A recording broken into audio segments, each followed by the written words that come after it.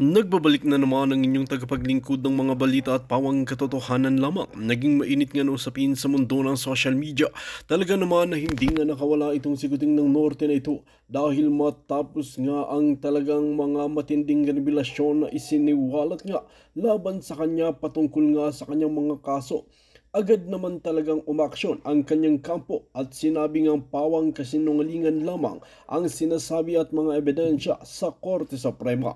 Dito nga natin mapapatunayan na talagang gagawin nga lahat ng kampo ni Kuting ng Norte nang sa ganoon ay sabihin na inosente ito at wala itong kinalaman sa anumang mga anomalya na ginagawa ng kanyang kampo. Ngayon nga ay talagang mas lalong nang gagalaiti sa galit ang maraming netizen matapos ngang narinig ang statement ni Kuting ng Norte na walang araw itong tinatago at walang araw itong ninanakaw na pera ng kaban ng bayan. Wal mga kaibigan, para nga sa karagdagang impormasyon, panoorin nga natin ang buong video at kung bago ka lamang sa aking channel, huwag kalimutan i-click ang subscribe button at notification bell para lagi kang updated sa ating mga bagong video. At para sa sulit viewers natin dyan, maraming salamat sa walang sawang pagsuporta. Discrepancies na ayaw nila papasukin itong mga European observer. Remember that? Nag-imbita sila ng mga European observer para daw mapanatili ang clean and honest election, chuchu-chuchu, pero hindi naman inalaw sa loob ng presinto. So ito yung mga strategiya lamang, ito yung mga drama-rama or optics ng Bangag Jr. na ito na kunyari mag-resign kayo para i-reforma natin ang gobyerno, i-reforma yung gobyerno, titignan niya kung sino yung nagpe-perform ng mabuti or hindi, Wala pong reforma to. Ito'y lahat ay kajotahan. Diba? Or ito ay pagtitest din niya kung sino talaga yung asong julul na sunod-sunuran sa kanya. Okay? At kung sino naman yung what? Yung so-so lang. Diba? So-so lang. So ngayon, ang nakikita natin dito, mga kababayan, sa kanyang courtesy resignation, chuchu, ay hindi ito totoong ililinisin niya yung government.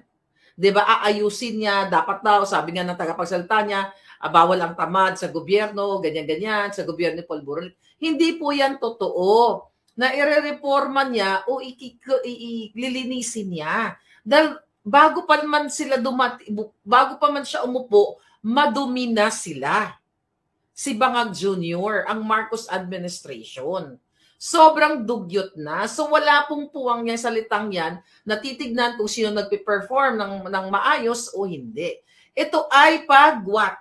Sabi ko nga, pag-divert, pag-drama, ano tawag dyan?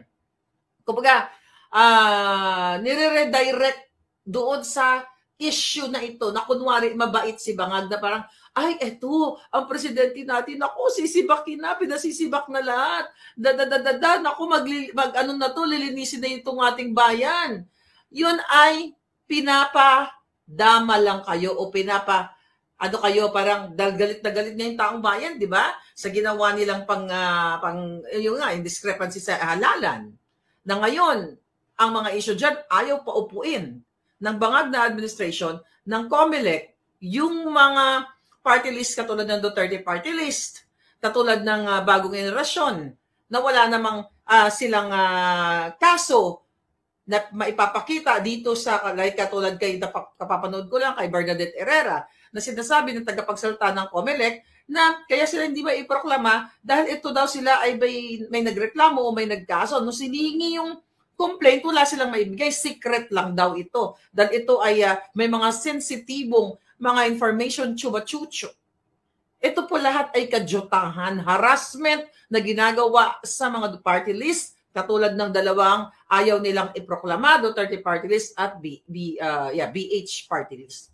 Ito po ay paglilin lang. Itong drama-rama ni Marcos Jr., na kunyari, nanawagan siya na mag-resign, na lahat, mag-courtesy resignation kayo. Lumang tugtugin na yan.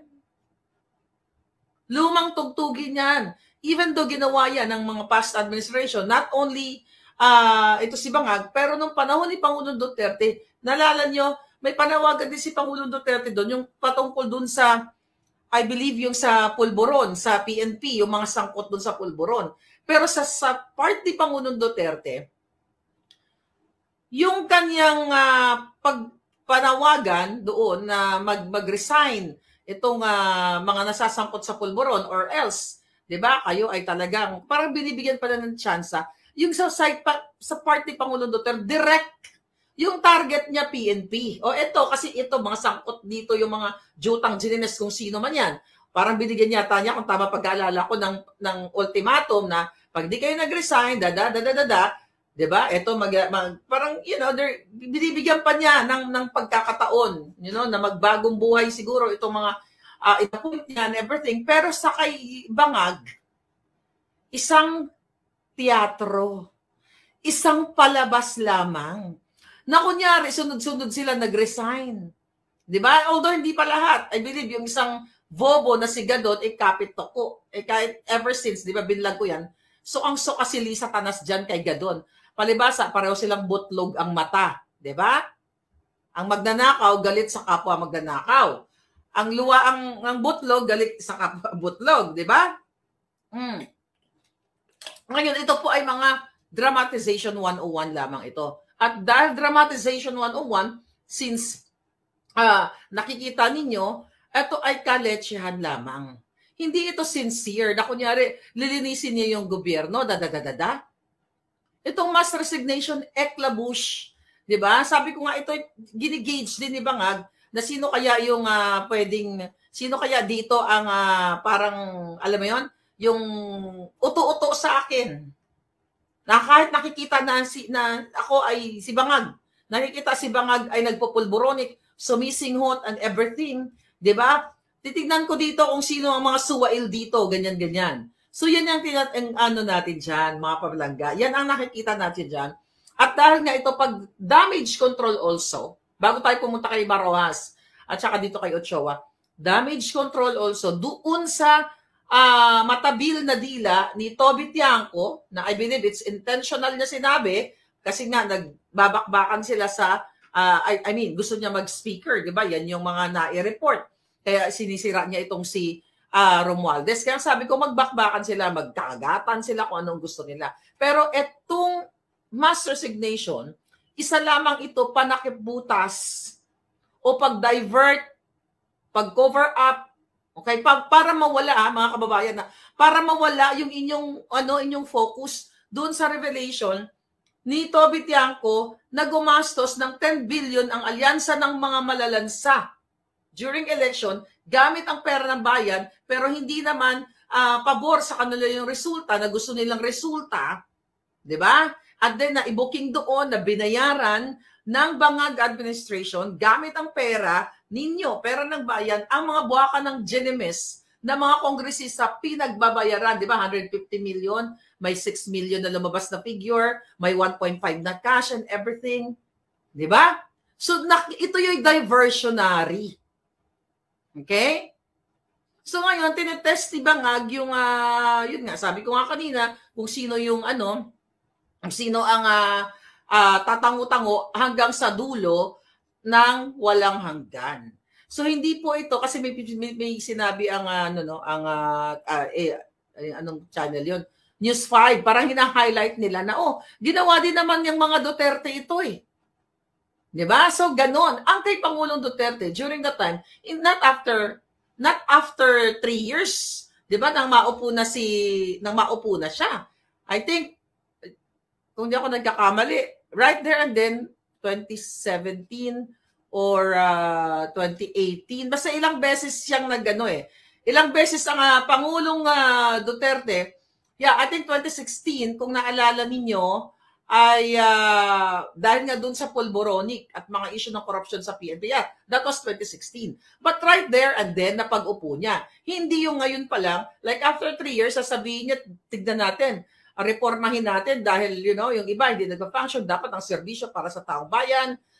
If you compare, dahil pinipilit ng media na i-compare ang Pangulong Duterte, dito na nanawagan din naman ng Pangulong Duterte sa ganito. Hindi po lahat ng gabinete, di ba? Ang pinanawagan ni Pangulong Duterte, 2016, 2018, about, again, yung issue sa pag-smuggle ng sinisinghot na pulboronic. So, mayroong target agency, not the whole government. Kasi kung totoo ito, alam nyo, kung totoo ito, yung kanyang drama-rama na gusto niyang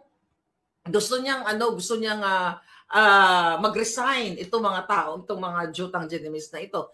Pwede magkaroon ng collapse of government and failure dun sa mga of course mga social services. Pero actually failure naman whether mag-resign yung mga yan o hindi, failed naman yung social services. Meaning, hindi naman nakakarating sa taong bayan ng serbisyo dahil wala namang serbisyo. So sa case ni Pangulong Duterte, tinatarget niya ang bawat institusyon, not bawat, a particular institution like Bureau of Immigration, dun sa bribery pastillas scam. Diba? Naalala niyo yon. Pinag-resign din ni Pangulong Duterte yung mga yung immigration officials doon . So lahat ito, ginawa hindi sinabi ni Pangulong Duterte na lahat ng cabinet kailangan magkaroon kayo ng courtesy resignation kasi kailangan ko ng reforma, Malayo, mga kababayan, malayo ang Pangulong Duterte kay bangag. Unang-una, si Pangulong Duterte ay hindi sumisinghot.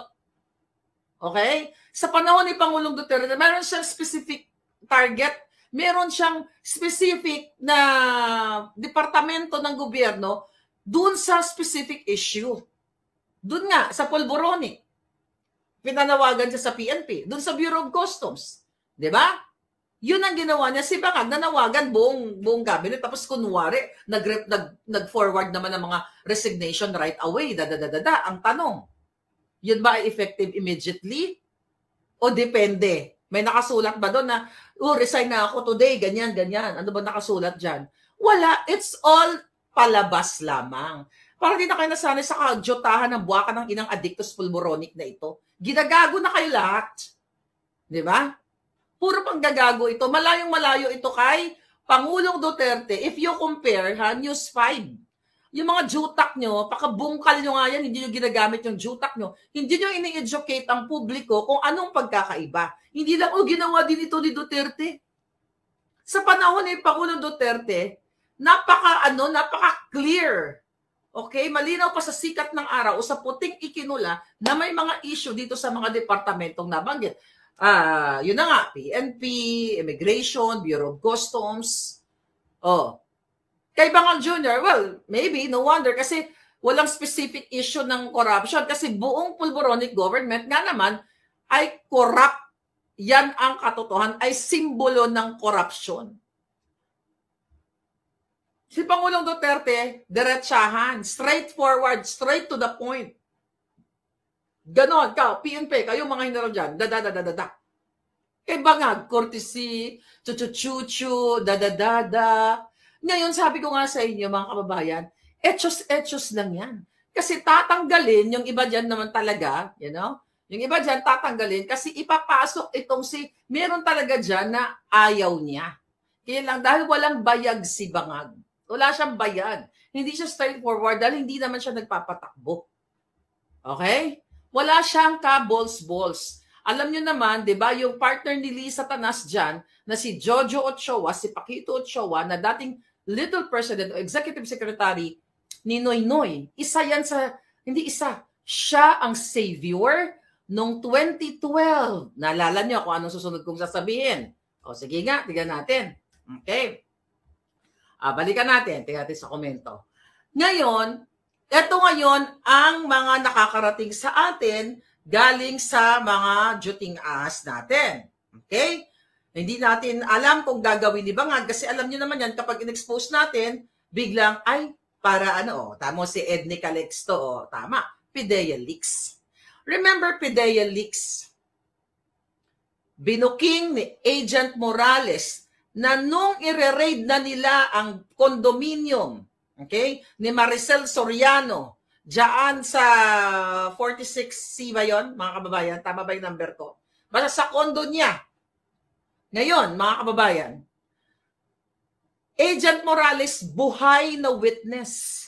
Sinabi niya sa Senado na si Paquito Ochoa ang nag-intervene, 'di ba? para hindi matuloy ang raid kay Marcos Jr. kasama si Maricel Soriano na sila ay nagdudurog ng white powdery substance. So kaya ang laki talaga ng utang na loob ni Bangag Jr. kay Ochoa, Rockwell. Yeah, Rockwell. Thank you, darling. Dami kami. Sa dami ng issue natin doon, kaya talagang patulungan nyo. Okay? Was it? Okay. Basta yun. Ayan. Ngayon, yan ang nakakarating sa atin. Dahil nakikita niyo naman na Pulawan is talagang magkakampi na sila. Yung mga Dilawan na kumukutya na nakikipaglaban,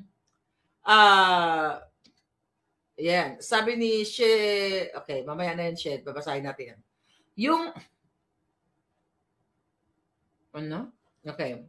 So, yung mga tawag dito, yung, balik tayo dun sa Fidelix. So, kaya ito, mga kababayan, ito yung mga utang na loob, although bayad na naman si Bangag. Dahil si Paquito Ochoa, di ba matagal na natin inulat to sa inyo, nandiyan lang yan sa Malacanang patambay-tambay. Yaan ay nasa puwet lagi o sa kipay lagi ni Lisa Tanas. Nandiyan. Dahil nga sinave ni Paquito Ochoa, dating executive secretary ni Noynoy, si Marcos Jr. na mahuli na siya ay talagang talamak ang kanyang addictus benedictus sa ipinagbabawal na pulboron.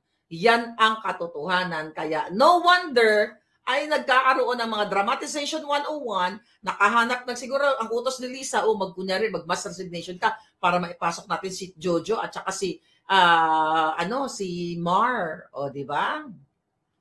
Paigo-pigo, pagbuhat-buhat ng sibuyas, pakain-kain ng, di ba? Remember that?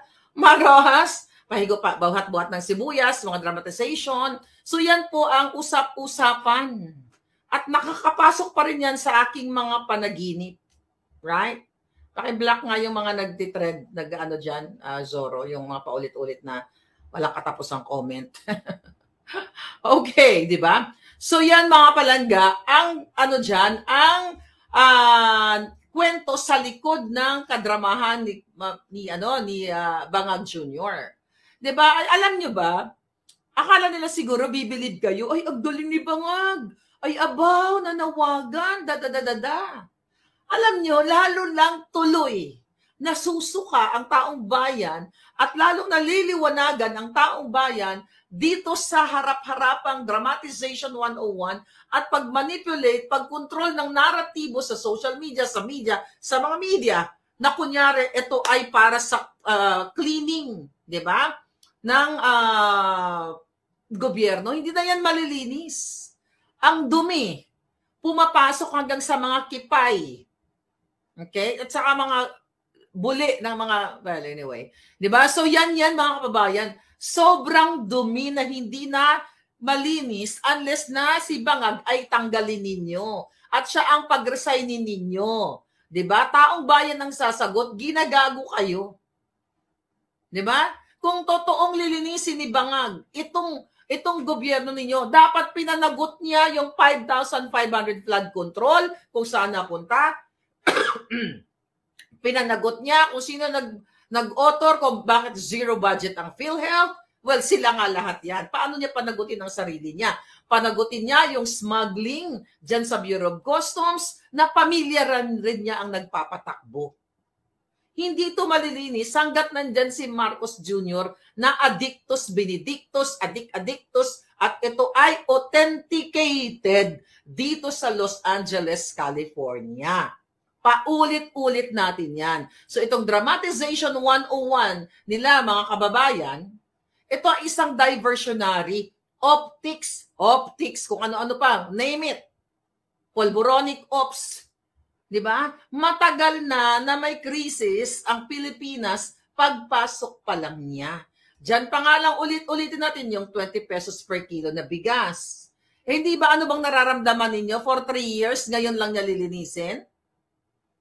Tapos kunyari, nag-resign naman ng mga buhaka ng Genimes. Nagkaudsundo na mga yan. Ganyan ang drama ni Lisa Tanas. Aba, kunyari magnawagan ka, ganyan-ganyan. Biga-biga, mass resignation, chuchu. O, ganun yan. Strategy din. Ba't ko kilala si Lisa Tanas? Baka nang inakasama ko yan sa paglaban namin sa electoral protest. Alam ko ang bitukan yan, madumi. Buong pagkatao ni Lisa Marcos ay mabaho pa sa imbornal. Kulang ang buhay ni Lisa Tanas Marcos, ni Marcos Jr., kulang ang, kung ibabalik natin, yung mano-manong paggurgur sa kanila parusa. Diba? Noong unang panahon, ang parusa ay mano-manong gurguriog, diba? Oh. Kulang yan sa ginagawa nilang pangdaraya sa inyo. So itong mass resignation, itong kapudyotahan, huwag kayong matuwa dito dahil hindi ito totoo. Para lang nila, i-avoid yung kanilang mga scandalous. Yung mga scandalous. Speaking of scandalous. Hindi pa nga napapanagot yung ginurgur dyan o nagurgur sa loob ng Malacanang na in-expose natin na PSG. Ang dami. Hindi nga napanagot si Michael Ma, nandyan pa. Si Michael Ma, paulit-ulit, ayan, kaya nga nananawagan daw kay Ping Lacson. Alam ni Ping Lacson yan, nasa kanyang privilege speech na yung inappoint ni Marcos Jr. na si Michael Ma, si Jung, nagalaging kasama ni Lisa Tanas. Ginawa pang special envoy na wala pong black and white. Walang papel na ipinakita sa buong Pilipino, wala. Pero ang media ay tahimik. So kung gustong linisin ni Bangag Jr., linisin niya muna ang kanyang sarili. Uminom muna siya ng, uminom siya ng Zyke, Lon. Di ba? Uminom ka niyan, Bangag. Para sakaling malinis mo ang iyong sistema. Uminom ka niyan, masarap yan. Di ba? Para malinis mo talaga ang iyong sarili. Linisin mo para matanggal yung matanggal yung strain, okay? Ng pulboronic para once na mag-pulboronic test ka na, malinis ka na. Di ba? Ang PCSO. Tignan nyo, wala na. 436 million, 36 winners ang maanumalyang pagpapanalo na hindi nyo naman alam, di ba? Kung sino talaga yung nananalo. Yung pagpalit ng, ng damit ng nanalo, okay? Na inamin mismo, nilangka, na pinagpalit na yung damit. Diba? Kasi para daw hindi maano ng kapitbahay. Putang ina, ginagago na kayo. Tanga pa rin kayong mga pulawan kayo. Hindi kayo kasali, palangga, diba? Yan yung maanomalya. Ginagago na kayong lahat. Kaya kung gusto talagang maayos sa buhay ninyo, si Bangag ang paresay ninyo. Paalisin nyo sa dyan dahil ginagastos nila ang pera ninyo. Dinadala nila kung saan sa mga offshore accounts. Kitang-kita at sinabi na mismo yan ni Amy Marcos Mangga na hindi si Bangag Jr. na kapatid niya ang nagpapatakbo sa bayan ninyo. Ngayon, ang mga Pulawan, tatanga-tanga pa rin. So ngayon, dati ang mga Pulawan, di ba tayo galit na mga Pulawan kasi I'm not Pulawan anymore. Right? Galit na galit sa mga Marcos, Magdanaka. O ngayon, tingnan nyo, abangan nyo si Maroas, abangan nyo si Ochoa. Yan, kung hindi yan babalik, siguro sasabihin naman ni Lisa Tanas, naku, binlog na naman ni Maharlika. Ganyan. Mag-change strategy tayo para magbuka siyang fake news. Di ba? Yan, mga kababayan. Yan ang mga susunod dyan. Tapos titirahin si Sara Duterte sa 125 million na hindi nila napatunayan na yun ay nilustay. Pero ang malinaw na 10 billion tumataginting, recent lang yan, na in-expose ni Tobit Tiangco na ginastos sa eleksyon para pambayad sa tao, pagbili ng boto. Tahimik kayong mga Pulawang, mga gunggong. Mga alpot patotot, nami pang guliton ang lokiton ang mga latbi nyo. Tahimik kayo sa 10 billion. Tahimik kayo doon sa sinabi mismo Tiangco na binayaran o binigyan ng pera ang bawat kongresista sa form of ayuda. Harap-harapan, nagpapakamangmang pa kayo. Kaya wag na kayong umasa na asenso ang Pilipinas hanggat hinahayaan niyo si Marcos Jr. na sumisinghot diyan sa Malacanang. Yan ang katotohanan. Wag na kayong mangarap na meron pang bukas. Dahil patuloy kayong haharasin, gigipitin, katulad na lamang kung kayang gipitin yang si Bernadette Herrera, bagong henerasyon. Ang lakalain mo sasabihin ng COMELEC, hindi pwedeng i-proclaim yung kanilang party list kasi merong reklamo, may kaso. Hinihingi yung kaso, walang maipakitang kaso, secret daw. Anong kaputang inahan niya? Secret? Katulad ng ginagawa sa akin, di ba? Well, you know na my case. Secret, tanim kaso, katulad ng ginawa kay distressed mother. And by the way, I think, a distressed mother, sa hindi nakakaalam, bago pa po ang, nung in-expose ko yan, yung si distressed mother na pinakidnap ni Lisa ang dalawang anak sa Turkey. Gusto ko lang sabihin ngayon, I think it's good to say na dahil tapos naman ng eleksyon, I would like to thank Attorney Vic Rodriguez. Hilingid po sa inyong kaalaman, si Attorney Vic Rodriguez po ay isa sa nilapitan kong mag-advise kay Sheena, kay distressed mother. At lingid din sa kaalaman ninyo, ay nilapitan ko si Attorney Vic Rodriguez para represent yung bumaliktad. 'Di ba? Si Mr. Vicente Cunanan. Bumaliktad, 'di ba? Bumaliktad sa kanyang kasinungalingan. Si Attorney Vic din po ang tumulong ng walang pisong binayad yon para sa kanyang kaso at na-dismiss yung kaso. Attorney Vic, alam ko ayaw mo to, but I have to say this. Okay, paminsan-minsan, ayaw ko din makinig sa nagsasabi, wag na, ganito, baka sabihin eleksyon. Wala nang eleksyon. Yun ang para sa kaalaman ninyo. Lahat ng inapi din yun si Vicente Cunanan, kaso lang, nilamon ng kanyang prinsipyo. Yan po, mga kababayan, ang mga pinakidnap ni Lisa Tanas na dalawang bata sa Turkey. Kung gustong linisin ninyo ang gobyerno, panagutin nyo ang AFP, panagutin nyo ang DOJ, panagutin nyo ang embahada sa Turkey, panagutin nyo lahat dahil hindi biro ang pangidnap sa dalawang batang minor de edad na inagaw sa piling ng kanyang ina na ang may pakana ay si Lisa Marcos, si Marcos Jr., si Teddy Boy Locsin Jr., si Maria Lourdes Barcelona, asawa ni Teddy Boy Locsin Jr., ISAP at iba pa. Paulit-ulit kong sinabi yan, 2023 ko pa sinabi sa inyo. But again, gusto ko pasalamatan ang mga taong nilalapitan ko ng mga tulong, di ba, na mag-represent dito. Ano sabi ni Attorney Vic Rodriguez din? Kung naalala ko, nagkaroon kami ng conference meeting kasi nilalapit ko. Naaawa ako eh. Sabi ni Attorney Vic, mahirap manalo ngayon, Maharlika. Kasi hawak ng, nandyan pa ang